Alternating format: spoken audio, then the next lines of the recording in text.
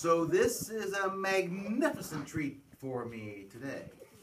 This is the first time I have been able to come to your class and share a story. But before we begin, we have to remember a few things. Number one, we better make sure there are no story thieves in the room.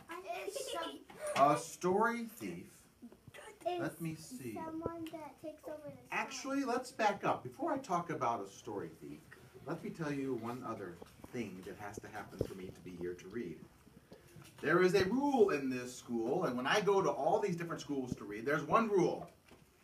If other people are talking, I have to close my lips and sit.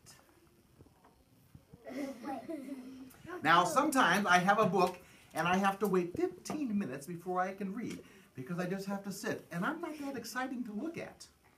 It's much more fun to read the book. So, number two, being a story thief. Let's see, what is a story thief? Well, here's an example of a story thief. If I am reading a story, or someone else is reading a story, and then the person hears this. Hey, move, you're touching me! Move! Move! That is being a story thief. Or, how about something like this? I'm reading the story, and then at some point, you say, oh, this is so good. This is the point where the bear comes out from the tree and scares them. They all run away. Well, if you do that, you are also a story thief. You know why? Because you're stealing the story from someone else. So as long as we keep our lips together, or you can talk all you want, but then when you talk, I just have to stop, and then we don't get to hear the story. And let's try to have not any story thieves in the room. But I have to tell you, when I was in school, I did this all the time. I was a talker, and I spent so much time in the principal's office, you would not believe. I wish I wouldn't have talked so much when it was not my turn. Well, look at these. Sometimes, now some people have said these are Chinese sticks. I don't know what we used to call these when I grew up. These are called, we called these chopsticks. I think that's what these are called. And I'm going to tell you, you know what's really amazing about these? I have tried to use these probably my whole life. And if I had to use these to eat, I would probably be half the size I am now. Because I have a very difficult time getting food from the plate to my mouth with chopsticks. Unless I use the stick method. I stick it and eat it. But I'm not very good. So, I am excited to read a story about chopsticks.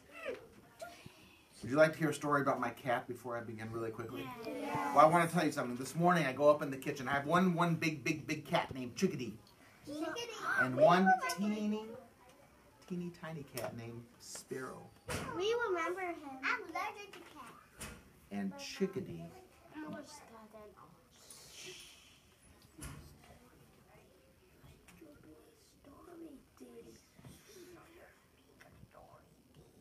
I'll give you a little hint.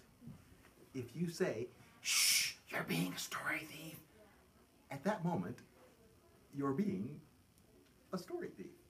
Oh, all you have to worry about right now is just eyes on me. That's all you have. This is going to be the one time in your life, the easiest time. All you have to do is look at me and listen to the story. Well, Chickadee, I go in the kitchen this morning, and there's water all over the floor near her bowl.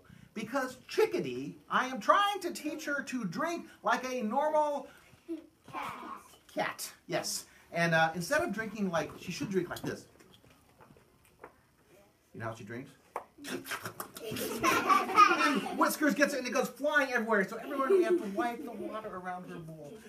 Now I told her if she keeps doing this, I'm just going to trim her whiskers. And then she won't get water all over the floor. But if I do that, she won't have those big, lovely mustache whiskers sticking out from her face. So we're going to hope that she can learn to drink water. I'll keep you updated on how that goes.